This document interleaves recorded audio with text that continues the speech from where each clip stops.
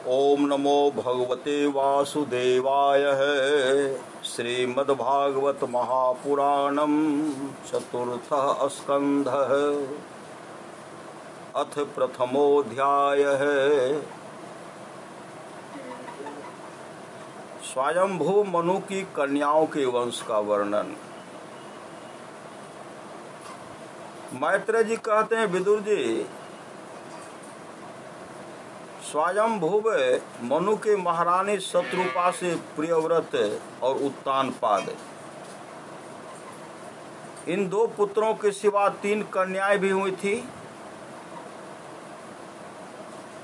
वे आकृति, वे कौन थे? आकुति, मनु शत्रुपा के ही पुत्री थी। कौन? देवहूति। विदुर जी, स्वयंभुव मनु के महारानी शत्रुपा से प्रियव्रत और उत्तानपाद, इन 2 पुत्रों के सिवा 3 कन्याएं भी हुई थी। 3 लड़की भी हुई थी। वे आकुति, देवहूति और प्रसूति नाम से विख्यात थी। आकुति का यद्यपि उसके भाई थे, तो भी महारानी शत्रुपा की अनुमति से उन्होंने रुचि प्रजापति के साथ पुत्रिका धर्म के अनुसार विवाह किया। प्रजापति रुचि भगवान के अनंत चिंतन के कारण ब्रह्म तेज से संपन्न थे।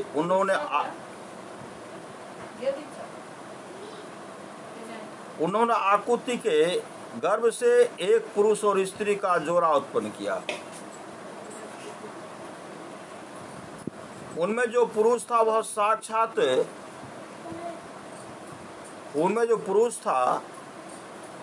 साक्षात यज्ञ स्वरूपधारी भगवान विष्णु थे। उनमें जो पुत्र था वह साक्षात यज्ञ स्वरूपधारी भगवान विष्णु थे, और जो स्त्री थी वह भगवान से कभी अलग न रहने वाली लक्ष्मी जी की अंश रूपा दक्षिणा थी। मनु जी अपनी पुत्री आकुति के उस परम तेजस्वी पुत्र को बड़ी प्रसन्नता से अपने घर ले आए और दक्षिणा को रुचि प्रजापति ने अपने पास रखा। जब दक्षिणा विवाह के योग्य हुई तो उसने यज्ञ भगवान को ही पति रूप में प्राप्त करने की इच्छा की। तब भगवान यज्ञ पुरुष ने उससे विवाह किया। इससे दक्षिणा को बड़ा संतोष हुआ। भगवान ने प्रसन्न होकर उससे 12 पुत्र उत्पन्न किए।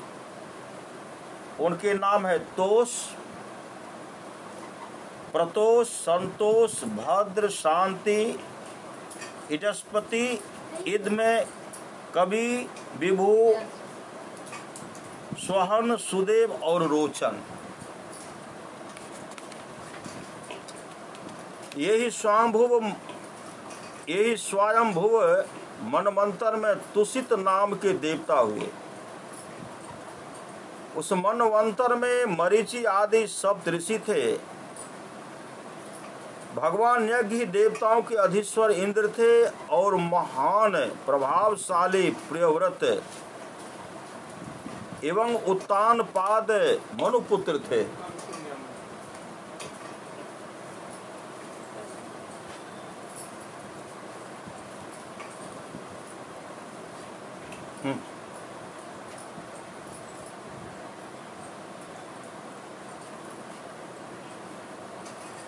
यज्ञ देवताओं के अधीश्वर इंद्र थे और महान प्रभावशाली प्रियव्रत एवं उत्तानपाद मनुपुत्र थे।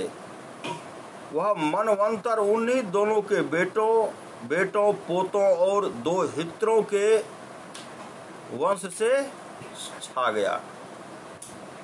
प्यारे विदुर जी,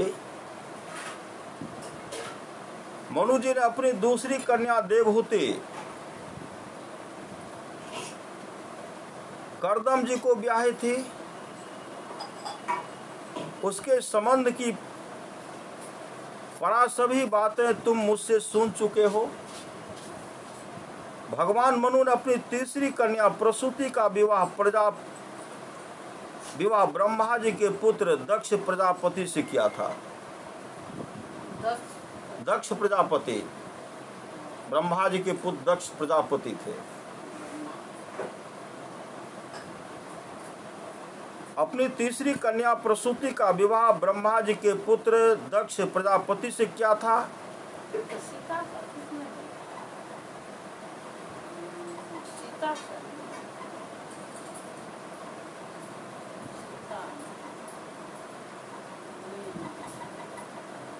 भगवान मनु ने अपनी तीसरी कन्या प्रसूति का विवाह ब्रह्मा जी के पुत्र दक्ष प्रजापति से किया था। उसकी विशाल वंश परंपरा तो सारी त्रिलोकी में फैली हुई है। उनकी विशाल परंपरा तो सारी त्रिलोकी में फैली हुई है। मैं करदम जी की 9 कन्याओं का जो 9 ब्रह्म ऋषियों से ब्याही गई थी। करदम जी की 9 जो कन्या थी, देवहूति की 9 पुत्रियां, जो 9 ब्रह्म ऋषियों से ब्याही गई थी, जो 9 ब्रह्म ऋषि थे, महान संत थे, ब्रह्म ऋषि थे, पहले ही वर्णन कर चुका हूं। अब उनकी वंश परंपरा का वर्णन करता हूं, सुनो। मरीचि ऋषि की पत्नी करदम जी की बेटी कला से कश्यप और पूर्णिमा नामक 2 पुत्र हुए, जिनके वंश से यह सारा जगत भरा हुआ है। शत्रुतापन विदुर जी पूर्णिमा के विरज और विश्वग नाम के 2 पुत्र तथा देवकन्या नाम की 1 कन्या हुई। यही दूसरे जन्म में श्री हरि के चरणों के धोवन से देव नदी गंगा के रूप में प्रकट हुई। यह जो है, यही देव नदी गंगा के रूप से प्रकट हुई। यही अत्रि की पत्नी अनसुईया, अत्रि देव की पत्नी, अत्रि मुनि की पत्नी अनसुईया। उनकी माँ कौन? माता देवहूति। भाई कौन? तो भगवान कपिल, उनके भाई तनुषा देवी के भाई थे भगवान कपिल। अत्रि की पत्नी अनसुईया से दत्तात्रेय, बहुत बड़े महान संत, भगवान ही आए उस घर में, दत्तात्रेय। दुर्वासा और चंद्रमा, दुर्वासा जी और भगवान चंद्रमा। दुर्वासा ऋषि जो भगवान कृष्ण के गुरु हुए, मां अनसुईया का पुत्र हुए। दत्तात्रेय भगवान, साक्षात भगवान विष्णु दत्तात्रेय के रूप आए। भगवान शंकर दुर्वासा जी के रूप में आए और भगवान ब्रह्मा चंद्रमा के रूप में आए। चंद्रमा नाम के 3 परम यशस्वी पुत्र हुए। ये क्रमशः भगवान विष्णु, शंकर और ब्रह्मा जी के अंश से उत्पन्न हुए थे। विदुर जी ने पूछा, गुरुजी, कृपया यह बतलाइए कि जगत की उत्पत्ति, स्थिति और अंत करने वाले इन सर्वश्रेष्ठ देवों ने अत्रि मुनि के यहाँ क्या करने की इच्छा से अवतार लिया था?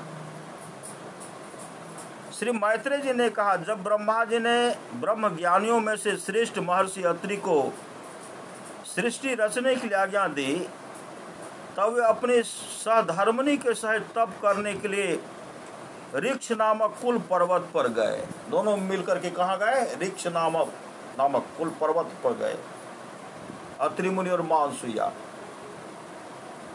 वहां पलाश और अशोक के वृक्षों का एक विशाल वन था। उसके सभी वृक्ष फूलों के गुच्छों से लदे थे तथा उसमें सब ओर निर्विंध्या नदी के जल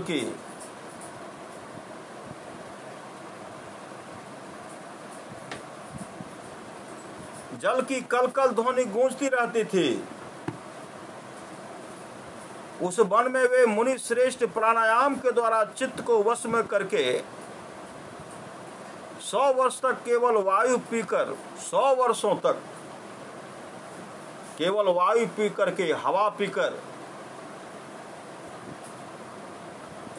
सर्दी गर्मी आदि द्वंद्वों की कुछ भी परवाह न कर एक ही पैर से खड़े रहे। उस समय वे मन ही मन यही प्रार्थना करते थे कि जो कोई संपूर्ण जगत की ईश्वर हैं, मैं उनकी शरण में हूँ, वे मुझे अपने ही समान संतान प्रदान करें। तब यह देख कर कि प्राणायाम रूपी ईंधन से प्रज्वलित हुए अत्रि मुनि का तेज उनके मस्तक से निकलकर तीनों लोकों को तपा रहा है। ब्रह्मा विष्णु और महादेव तीनों जगतपति उसके आश्रम पर आए। उसमें अप्सरा मुनि गंधर्व सिद्ध विद्याधर और नाग उनका श्वस गा रहे थे।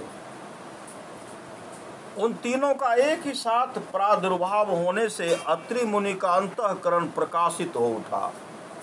अंतःकरण द्वारा प्रकाशित हो उठा। उन्होंने एक पैर से खड़े खड़े ही उन देवताओं को देखा और फिर पृथ्वी पर दंड के समान लौटकर प्रणाम करने के अनंतर अर्घ्य पुष्पादि पूजन की सामग्री हाथ में ले उनकी पूजा की। वे तीनों अपने अपने वाहन हंस गरुड़ और बैल पर चढ़े हुए तथा अपने कमंडलों चक्र त्रिशूल आदि चिन्हों से सुशोभित थे। उनकी आंखों से कृपा की वर्षा हो रहे थे। उनके मुख पर मंद हास की रेखा थी जिससे उनकी प्रसन्नता झलक रही थी। उनके तेज से चौंधियाकर मुनिवर ने अपनी आंखें मूंद ली। वे चित्त को उन्हीं की ओर लगाकर हाथ जोड़ अति मधुर और सुंदर भावपूर्ण वचनों में लोक में सबसे बड़े उन तीनों देवों की स्तुति करने लगे।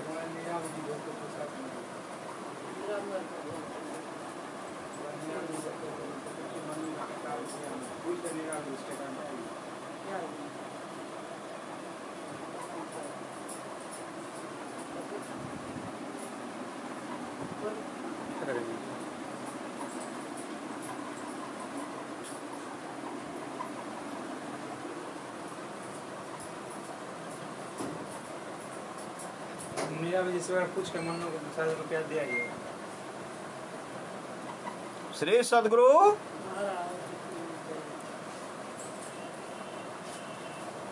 अति मधुर और सुंदर भावपूर्ण वचनों में लोक में सबसे बड़े उन तीनों देवों की स्तुति करने लगे।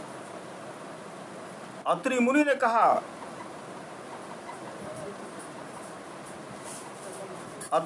कहा, भगवान,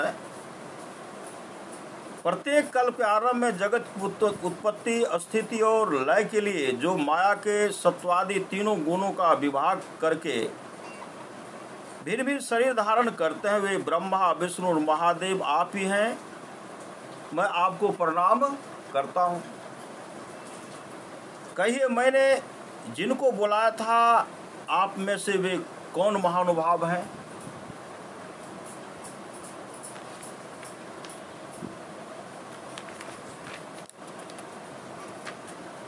क्योंकि मैंने तो संतान प्राप्ति की इच्छा से केवल एक सुरेश्वर भगवान का ही चिंतन किया था।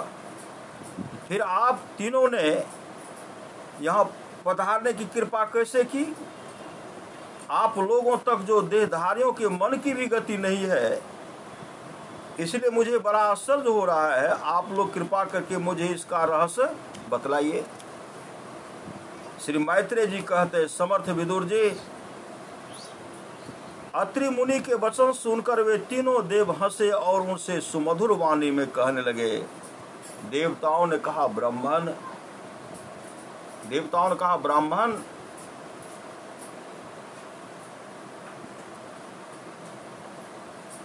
तुम सत संकल्प हो, अतः तुमने जैसा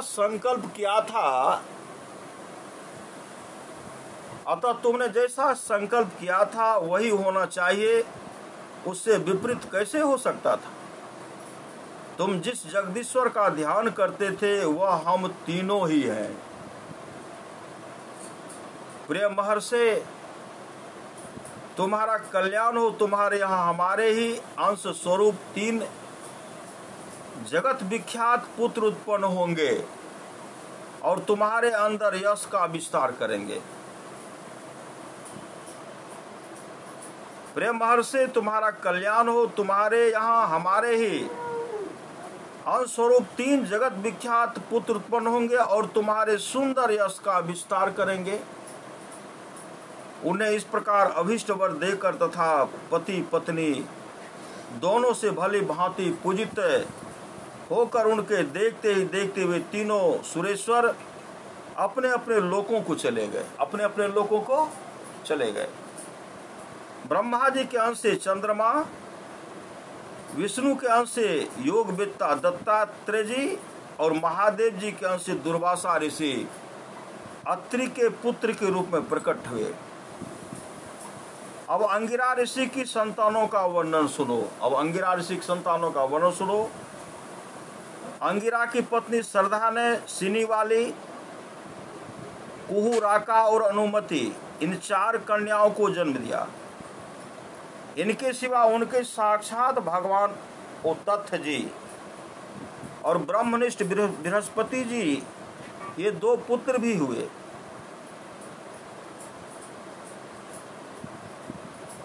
जो स्वारोचिस मनवंतर में विख्यात हुए। पुलस जी के उनकी पत्नी हविर्भू से महर्षि अगस्त और महातपस्वी विश्रवा ये 2 पुत्र हुए। इनमें अगस्त जी दूसरे जन्म में जठराग्नि हुए। विश्रवा मुनि के इडविडा के गर्भ से यक्षराज कुबेर का जन्म हुआ। अत्रि मुनि, हाँ,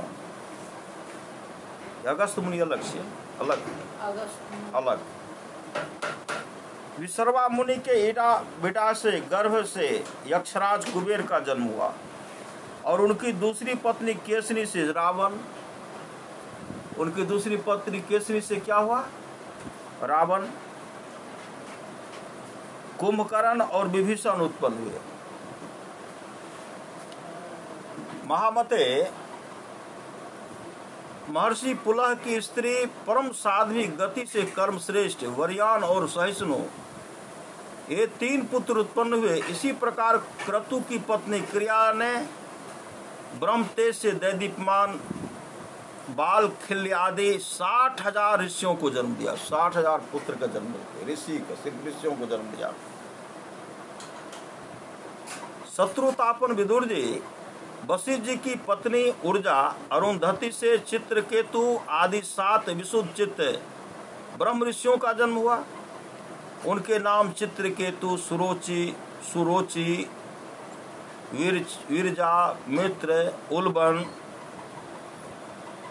वसु, भृध्यान और ध्युमान थे। इनके सिवा उनकी दूसरी पत्नी से शक्ति आदि और भी कई पुत्र हुए। अथर्वा मुनि की पत्नी चित्ती से दध्यंग दधीची नामक एक तपोनिष्ठ पुत्र प्राप्त हुआ, जिसका दूसरा नाम अश्वशिरा भी था। अब भृगु के वंश का वर्णन सुनो। भृगु मुनि के वंश का वर्णन सुनो। महाभाग भृगु जी ने अपनी भार्या ख्याति से धाता और विधाता नामक पुत्र तथा श्री नाम की एक भगवत परायण कन्या उत्पन्न की। मेरु ऋषि ने अपनी आयति और नियति नाम की कन्याएं क्रमशः धाता और विधाता को ब्याही। उनसे उनके मृकंड और प्राण नामक पुत्र हुए। उनमें से मृकंड के मार्कंडेय और प्राण के मुनिवर वेदशिरा का जन्म हुआ। भृगु जी के इन कवि नामक पुत्र भी थे। उनके भगवान उष्णा, शुक्राचार्य वे विदुर जी, सब मुनीश्वरों ने भी संतान उत्पन्न करके सृष्टि का विस्तार किया। सब मुनि सब। इस प्रकार मैंने तुम्हें यह कर्दम जी के दो हितों की संतान का वर्णन सुनाया। जो पुरुष इसे श्रद्धा पूर्वक सुनता है उसके पापों को यह तत्काल नष्ट कर देता है। जो मनुष्य उनको श्रद्धा पूर्वक सुनता है उनके पापों को तत्काल नष्ट कर देता है।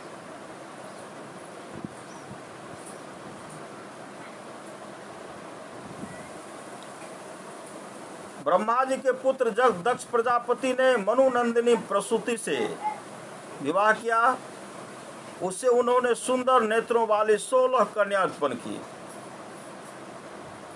भगवान दक्ष ने उनमें से 13 धर्म को, एक अग्नि को, एक समस्त पृथ्वीगण को और एक संसार का संहार करने वाले तथा जन्म मृत्यु से छुड़ाने वाले भगवान शंकर को दी।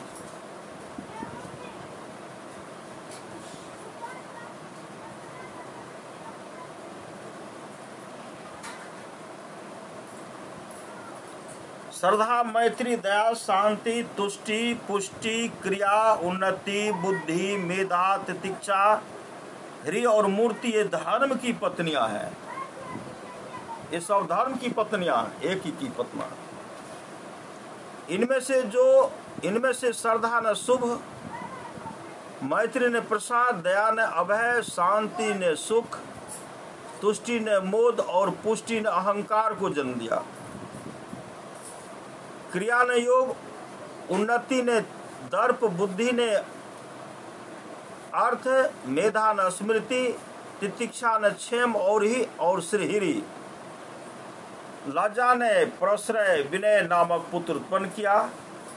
समस्त गुणों की खान मूर्ति देवी ने नर नारायण ऋषियों को जन्म दिया। इनका जन्म होने पर इस संपूर्ण विश्व ने आनंदित होकर प्रसन्नता प्रकट की। उस समय लोगों के मन, दिशाएं, वायु, नदी और पर्वत सभी में प्रसन्नता छा गई। आकाश में मांगलिक बाजे बजने लगे, देवता लोग फूलों की वर्षा करने लगे, मुनि प्रसन्न होकर स्तुति करने लगे, गंधर्व और किन्नर गाने लगे, अप्सराएं नाचने लगी।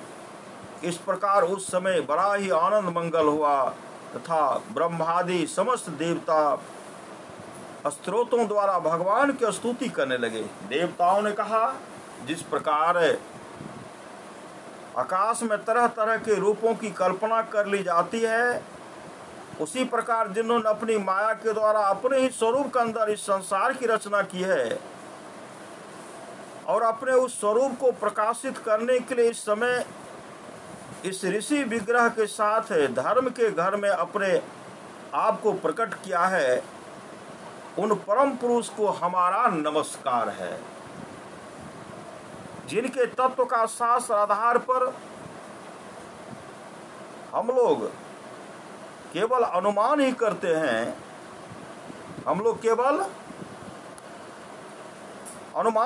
हैं, प्रत्यक्ष नहीं कर पाते, उन्हीं भगवान ने देवताओं को संसार की मर्यादा में किसी प्रकार की गड़बड़ी न हो, इसीलिए सत्व गुण से उत्पन्न किया है। अब वे अपने करुणामय नेत्रों से जो समस्त शोभा और सौंदर्य के निवास स्थान निर्मल दिव्य कमल को भी नीचा दिखाने वाले हैं, हमारी ओर निहारें।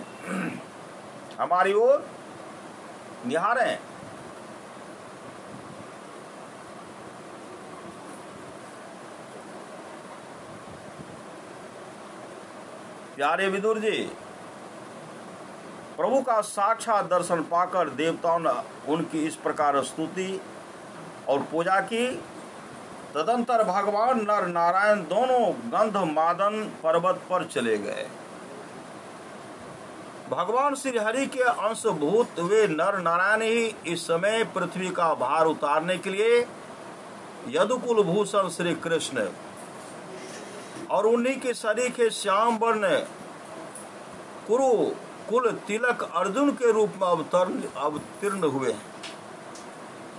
अग्निदेव की पत्नी स्वाहा ने अग्नि के ही अभिमानी पावक पवमान और सूचि ये 3 पुत्र उत्पन्न किए। ये तीनों ही हवन किए हुए पदार्थों का भक्षण करने वाले हैं इन्हीं तीनों में से 45 प्रकार के अग्नि और उत्पन्न हुए।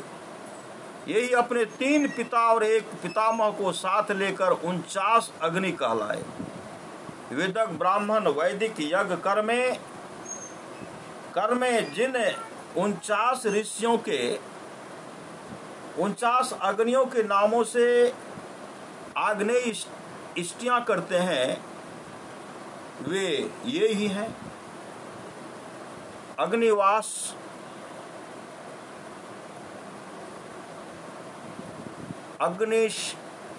अग्निस्वात, वरहिषद, सोमपुर, आजप। ये पितर है। इनमें साग्निक भी हैं और निरग्निक भी। इन सब पितरों की पत्नी दक्ष कुमारी स्वाधा है। इन पितरों से स्वाधा के धारणी और वयुना नाम की 2 कन्याएं हुई। वे दोनों ही ज्ञान विज्ञान में पारंगत और ब्रह्म ज्ञान का उपदेश करने वाली हुई। महादेव जी की पत्नी सती थी। महादेव जी की पत्नी सती थी। माता कौन?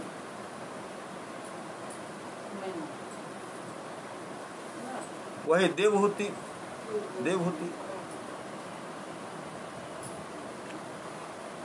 वे सब प्रकार से अपने पति देव की सेवा में संलग्न रहने वाले थे, किंतु उनके अपने गुण और शील के अनुरूप कोई पुत्र नहीं हुआ।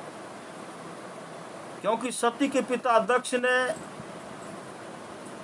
महादेव जी की पत्नी सती थी। वे सब प्रकार से अपने पति देव की सेवा में संलग्न रहने वाले थे, किंतु उनके अपने गुण और शील के अनुरूप कोई पुत्र नहीं हुआ। क्योंकि सती के पिता दक्ष ने बिना ही किसी अपराध के भगवान शिव जी के प्रतिकूल आचरण किया था। शिव जी के प्रति, क्योंकि सती के पिता दक्ष ने बिना ही किसी अपराध के भगवान शिव जी के प्रतिकूल आचरण किया था, इसलिए सती ने युवावस्था में ही क्रोधवश योग के द्वारा स्वयं ही अपने शरीर का त्याग कर दिया था। हवन कुंड में त्याग कर दिया था। इति श्रीमद्भागवते महापुराणे पारमहंस्यां संहितायां चतुर्थ स्कंधे विदुर मैत्रेय संवादे प्रथमोध्यायः। श्री सद्गुरु महाराज की जय। लेकिन परमात्मा के अंक हर चीज में। श्री सद्गुरु महाराज की जय। श्री सद्गुरु महाराज की जय। श्री सद्गुरु महाराज की जय। श्री सद्गुरु महाराज की जय।